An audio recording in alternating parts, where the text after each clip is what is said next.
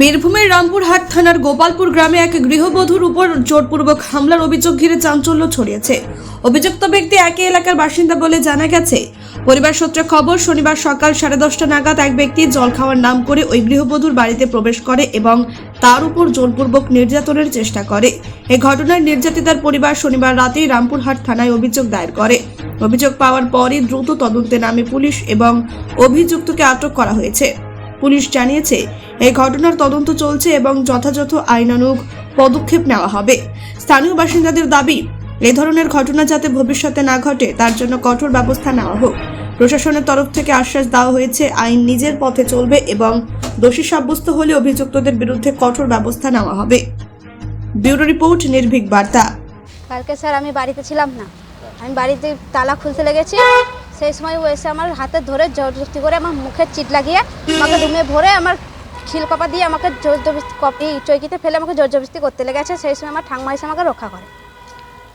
তারপর কে দেখেছিল? তারপর আমার ঠাংমা দেখে ঠাংমা আমাকে এসে রক্ষা করে আসলো। তারপর তোমার কি করলে?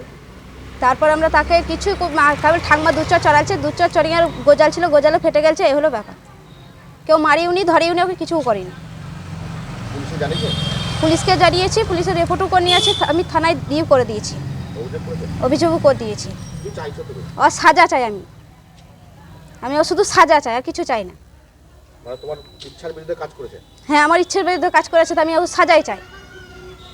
আমার ইচ্ছে না থাকতেও আমাকে জোর জবরদস্তি কেন করেছে, আমাকে মুখে চিট লাগিয়ে কেন করেছে, আমি ও সাজাই চাই।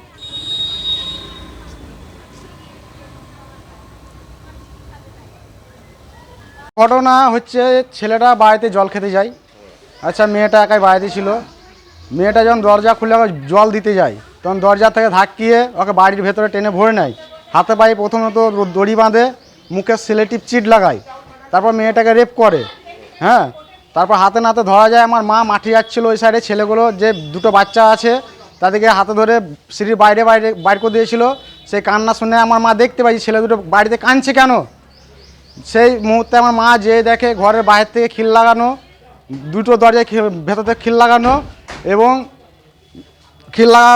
একটা খিল কমজোরি ছিল। মা সেটা লাথিয়ে ভেঙে ঘর ঢুকে মানে স্পটে ছেলেটাকে ধরে। তার পরবর্তীতে রামপুরহাট থানা আমরা আসি। রামপুরহাট থানা এসে আমরা যা হোক লিখিত অভিযোগ করছি। ওরা সন্ধ্যেতে আমাদের বাড়িতে গিয়ে টাকা দিয়ে ফায়সালা করতে চেয়েছিল।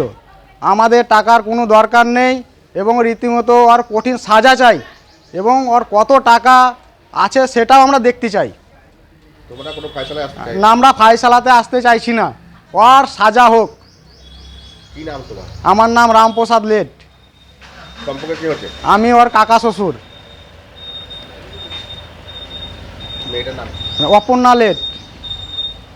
যেই করেছে তার নাম কি? ওর নাম সমু লেট। ওর বাবার নাম হচ্ছে আতাই লেট। বাড়ি কোথায়? বাড়ি বর্ষাল। আর মেয়েটার বাড়ি? মেয়েটার বাড়ি বর্ষাল। কি কাজ করে ছেলেটা? ট্রাক্টর চালাই।